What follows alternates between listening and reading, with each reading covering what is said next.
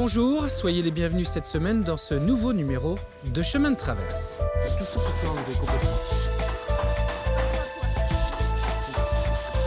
Faut enlever tout le vernis. Si t'enlèves pas tout le vernis, ça va être dégueulasse. Cette semaine, je vous emmène à Olonne-sur-Mer à la découverte de l'association des Bois Flottants. Vous allez rencontrer ces membres d'une association étonnante qui ont un amour commun, le bateau.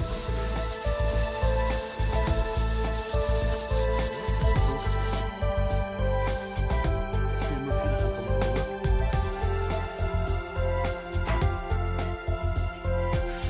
Salut Loulou, Salut. tu es le président de l'association des Bois Flottants, Oui. une asso que tu as lancée il y a 3 ans. Et Que nous avons lancé. oui, parce que tu es entouré. Tu es entouré. Ici, c'est un endroit où on les restaure. Il faut savoir que les bateaux, ils sont donnés à l'association et il faut qu'ils racontent une histoire. Alors, chaque bateau qui a une histoire, qui nous est donné, on essaie de lui redonner vie. S'il n'a pas d'histoire, c'est pas trop notre tasse de thé.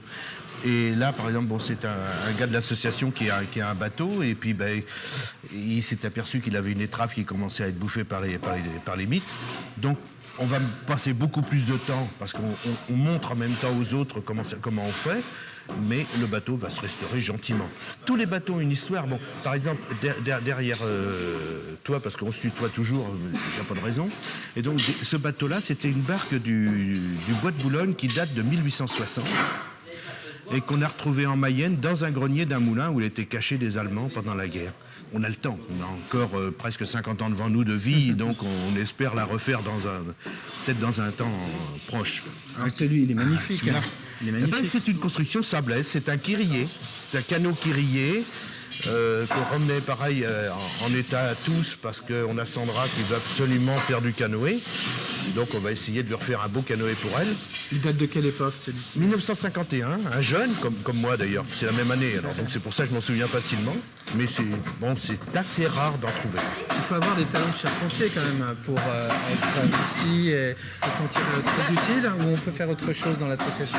Il faut le talent d'avoir de l'amour de ce que l'on fait. Tout se construit, tout se crée, mais rien ne se réussit sans une parcelle d'amour. Ça, c'est ma phrase. Et donc, par exemple, Sandra, qui elle, avait son grand-père, qui était charpentier de marine, mais elle vit avec son papa, elle vit avec son grand-père quand elle vient là.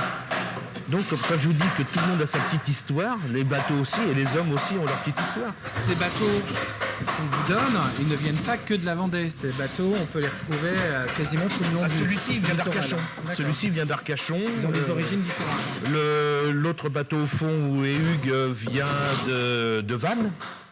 De Vannes, Mamita vient de Douarnenez, mais on la verra tout à l'heure, Mamita dans l'autre hangar. Et que des bateaux qui ont une histoire. Il faut qu'on ait quelque chose à raconter, sinon c'est pas marrant. Voilà. Alors on va raconter les histoires de Mamita dans le hangar un peu plus tard. Mais avant on va rester ici. C'est ici où vous vous retrouvez, dans cet endroit convivial. Et on va aller à la rencontre d'Hugues, qui est un peu plus haut là-bas, sur ce bateau.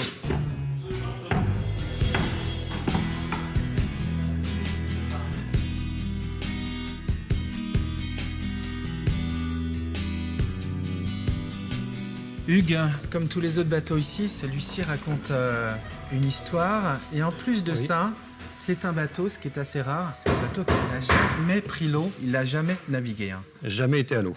Donc c'est un bateau qui a plus de 40 ans, Et pourtant, début des années 70, mais qui n'a jamais été à l'eau. C'est un constructeur amateur qui l'a fabriqué en fait dans sa grange, sur un plan du Bernet. Ouais. Donc il y avait des plans qui s'achetaient à l'époque.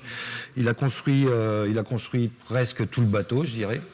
Et malheureusement, cette personne est décédée, n'a pas pu le finir. Et toi en particulier, tu as eu un véritable coup de cœur pour ce bateau. Hein. En voyant le bateau, tout de suite, ça fait tilt. J'ai vendu mon canotte pour financer, je dirais, la restauration de ce bateau. Bravo Hugues, et puis merci. Nous, on va retrouver Loulou dans un instant, dans un hangar un peu plus grand, où là, on va encore découvrir des bateaux qui racontent parfois de certaines et sacrées histoires. Mais en attendant, comme chaque semaine, c'est le tour du reportage d'Anthony Jammet.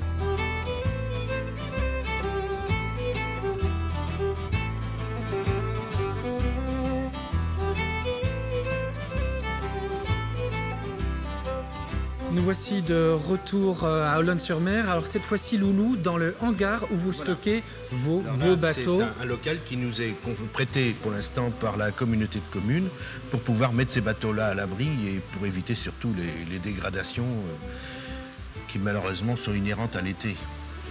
Parlons pas de mauvaises histoires. C'est pas une mauvaise histoire, c'est que le bonheur quand on est là. C'est le bonheur. Alors ici, ces bateaux vont être rénovés. On a une jolie petite collection de bateaux. Alors, on va peut-être présenter celui qui est Alors devant nous. celui-ci, c'est Adour. Adour, il est de 1929. C'est un bottier de Barfleur, donc qui malheureusement a subi un petit avarie l'année dernière. Donc on espère pouvoir le sauver. On attend la réponse des assurances, mais pour l'instant, c'est très mal parti. Le petit, là, derrière? Alors, le petit, c'est Résistant 1950, qui lui aussi a une histoire, mais si on veut la connaître, il faut venir nous voir. Voilà, Mieux tiens, comme ça, hein, on vous la racontera, parce qu'on a tellement de choses à vous dire, mais prévoyez la journée, hein, parce qu'on est bavard. Là, c'est Ibis, c'est le plus vieux bateau connu des Sables d'Olonne, 1924, d'après les documents que j'ai.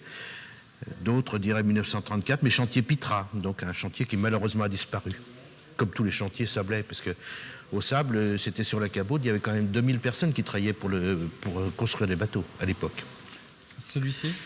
Là, c'est un Olonnois que nous a confié un copain, parce que il a besoin d'être revu. Donc, ça fait partie d'un chantier de découverte du travail manuel que l'on va faire avec le Greta. Et ça va nous permettre de faire découvrir plein de métiers de nautisme et de faire découvrir surtout aux gens qu'on peut être autre chose qu'intellectuel, on peut aussi être manuel.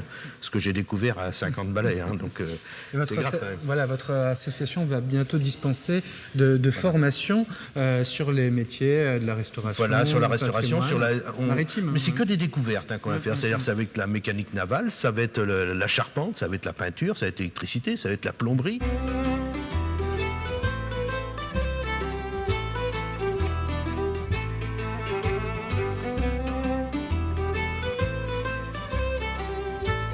Alors, Mamita, Loulou, Mamita. est-ce que tu peux nous raconter la jolie histoire de Mamita qui est arrivée ici, là, il y a 3 pas longtemps? semaines, là, maintenant, ou 1 mois, ou 2 mois, mais il y a 2 l'impression ans que je suis dessus. il revient de loin. Hein, Il revient de loin, oui. Ouais.